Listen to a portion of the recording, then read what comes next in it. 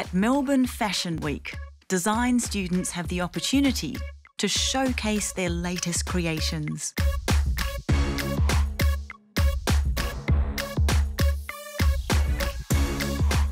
It's really exciting to be an emerging designer at a period of time when a lot of people are talking about sustainable fashion, and there's a lot of momentum that's sort of being built up around it. The fashion here is different. Nothing on this runway is new. So it's a lot more sustainable if things can be reused, even for a short period of time. Every scrap of fabric has been scrounged, upcycled and repurposed by the Kangan Institute students. Yeah, I think for me, upcycling is, an easy way to start because we're starting with what's already on the planet and what's already polluting the planet rather than buying fabrics and creating more waste.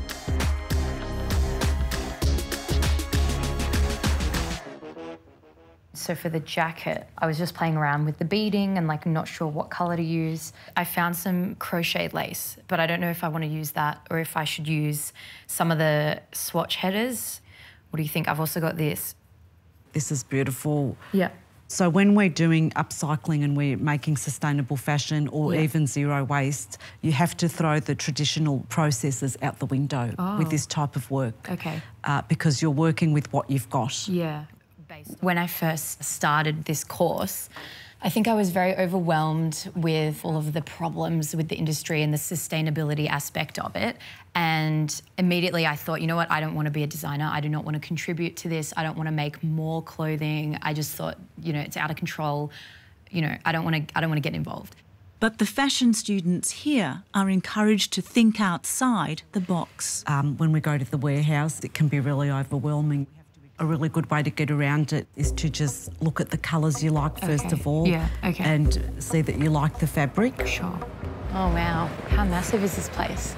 Yeah, insane. Yeah. And after seeing all of these clothes at the Red Cross, actually visualising it made me realise I can make anything I want from things that are already existing. And I thought, that's a solution to a problem. And I thought, this can be mine. And I really like that. Yeah, let's put that aside.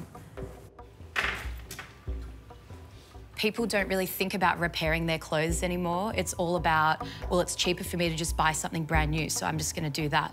So I think it's important to add something as simple as a little repair kit to your garment or, having some sort of instruction manual to help the consumer look after their garment.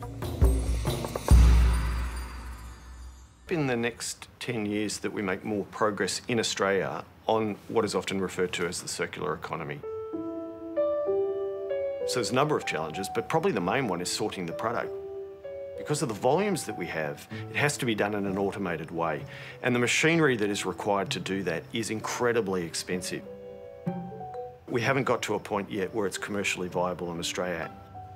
So the Northern Hemisphere has been very innovative in establishing technology which may be able to process and recycle textiles. The challenge with donating clothes that may not be able to go through the second-hand market is we might not know what fibre composition they are, or perhaps there's multiple blends of fibres in one piece, and given that labour can be quite expensive here, think about how many man-hours and how many things that people have to process and look at the labels and look at the tags. It's crazy. Whereas in Europe, they've come up with optical measures that can send a light through the fabric and bounce back what the composition is made of, and that's a computer system filled up with all the information, of course.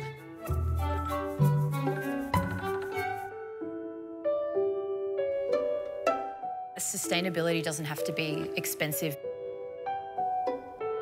If you don't have the money, if you can be sustainable in your own way by upcycling yourself, it's something that anybody can do.